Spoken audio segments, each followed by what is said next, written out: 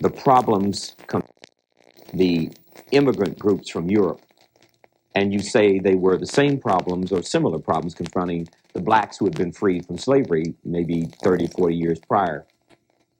What is your take on the leadership and the offered solutions to these problems, respectively, on the part of the Europeans and on the part of the blacks? This is the greatest tragedy of all. None of the programs offered to the black community were adopted by the immigrants who came to this country. Jews said education at all costs. We must have businesses. They didn't want jobs. They wanted to control business so they could be independent. So if persecution came, they had an independent economy, although it was interacting with the general economy. The Chinese, the Japanese, the Koreans, even the Haitians, the West Indians from Jamaica, they have adopted this philosophy: education, economic enterprise, values, saving money. In America, you know what the Chinese save? 30% of their money. Whether it's in a little laundry, with how small it is, doesn't matter. 30%. Japanese, 25%. The black American, nothing. We're spending our money just like our leaders. When they have the Black Caucus, $100 million spent on a weekend. When $20 billion spent every year going on conventions. While they say we're poor, we love our people. $300 billion passed through our hand every day with the right values, just 10%. We don't say we're going to match the Chinese the first year. 10% gives us $30 billion. Then you go to America and say, just for this year, we will take our own money. That's what builds a respect. That's what makes the people who are thinking about exterminating blacks say, let's wait. It's better if it could be worked out. We would prefer a healthier society if we only knew it could happen. I have seen in the penitentiary, the people read more in the penitentiary than you read out on the street. I got a phone call from Mike Tyson. I went to 500 in Tennessee Colony in Dallas to talk to the brothers there. My friend, they are reading books. They are studying. When they write a letter, we get 25 to 50 letters every day. We answer back and say, get computers. You must master the computer. Then you'll get a letter maybe 3 months, 4 months later saying you'll be happy to know that I'm in school, I have the computer, and I'm putting this letter by computer to you. Now, if Clinton were really serious, he would say that if a man came to jail and couldn't read and write, which is almost the case of a Mike Tyson, who now has 300 books in his cell, for every book he reads, we're going to knock off 1 day of the sentence. And if he gets a master's degree, we're going to cut his sentence in half. And if he gets a PhD, we're going to let him out the next day. Then you have rehabilitation and not punishment. But as Clinton and the politicians read the American white public, they say American white public is frightened. The best way to exploit that fear is to talk tough, to talk about punishment, to talk about more jobs, which escalates this inevitable confrontation unless values are formed. The real crux, this is the crux of the discussion. Can we change these values, and how? And do we have enough time? My contention is that several people have tried to address the change of values. Booker T. Washington did. He said that just by appealing to one's self-interest, people will see that it's to your interest to get a job and save some money and get ahead and get a car, and they will do that. But that didn't work. You had Marcus Garvey saying appealing to Africa and developing pride. He only had 3 years. We found out the appeal was there. He attracted people, but the management, the quality of management and backup and support did not emerge. Then we had a number of groups after that who started, some Muslims, some Christians, saying appeal to a man's self-interest. I've looked at it and studied it. I don't think that it will work. There will be a few, obviously, who will be able to internalize and move ahead, and they'll make it. I think it's going to take a religion. But it can't take a religion that's telling you that when you die, you're going to go to heaven. And it can't be a religion that tells you that all the angels are white and Moses is white and God is white, because it alienates you. It has to be a religion that includes your lifestyle, your 350 years of a torture chamber. It has to address that. You cannot ignore it. If I am going to perform a medical operation, I need the records, the medical records of the patient. What blacks went through, no one has ever gone through in the history of the world. It may frighten and develop some uncertainty, but it's not going to result in violence. We need that to bring the blacks out of it, and we need then the churches to start singing in the gospel every Sunday. No dropouts, no flunk outs. Honor grades will make you feel good like black you should. Does it matter whether we are Muslims or Christians? I would say that the ultimate question as a social engineer, as a personal practitioner of Islam, I love Islam.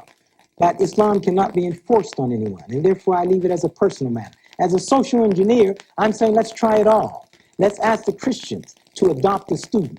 If there are 100,000 churches, and each church adopted 10 students, we can project that in 8, 9 years, we got 1 million graduates. In what? Science, engineering. Don't just tell them, take whatever you feel like taking. We've done that before, and 50% of every black female who's graduated from college lives below the poverty line. Why? Because they majored in the wrong thing. They majored in sociology, the easy courses. They majored in so they could play cards and party and look for a husband, and vice versa. While the Chinese are not unemployed because they majored in computers. They majored in mathematics. Our leaders won't discuss this. They say because they majored in art and they majored in political science and can't get a job, there's no sense in going to school because even if you do, you can't get a job. That's hypocrisy, and that is destroying the race. Why don't you have enough honesty to admit you measured in the wrong thing and you did not analyze the job market before you began to measure? We're saying simply the mosque, are you prepared to get the highest grades in America? If you're not, you are not following the tenets of Islam. What about business?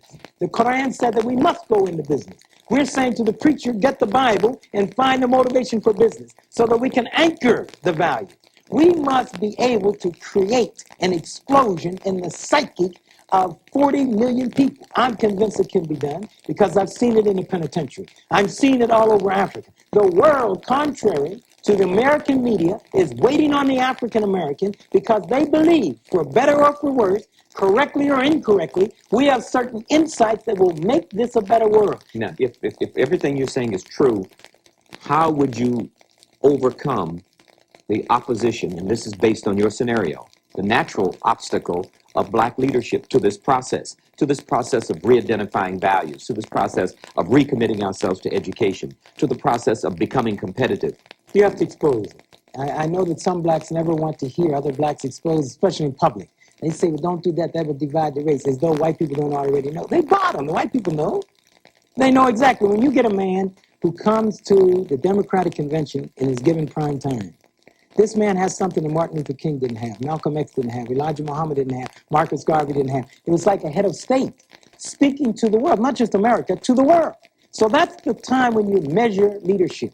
He could have done a great deal to summarize the history of our people, to talk about the young brother from Kenya that was found 1,600,000 years ago.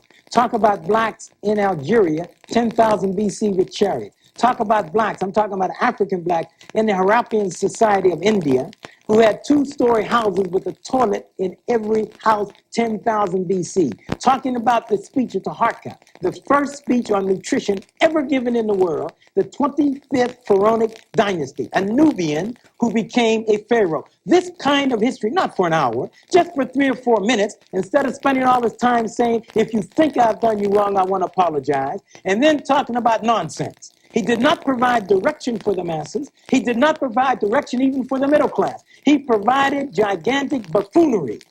The man embarrassed our race. He held back those who are interested, both in the black and the white community, who could have rallied and said, if you're really serious, if you're really going to be like the Mormons, and if you're really going to be like the Chinese and the Japanese and the Jews, and if you're really committed to excellence, and if you're going to put diagrams on the barbershop window showing the amount of crime that goes down every week, and the amount of graduates that go up every week. And if you're going to put on the telephone pole, no flunkouts, no dropouts, honor grades will make you feel good like black youth should. And if you are really going to tell the black youth, if you can listen to a rap song, and after 2 times hearing that song, know every word, and now you're going to take that same process and turn it to chemistry, physics, algebra, so that you can say to Mandela, we're coming with an engineering degree. It's not enough for us to say hoodoo or we pity your suffering. We are coming with degrees and with money and with sacrifice, and we're coming to let the world know the black man's back. That's what the man could have said.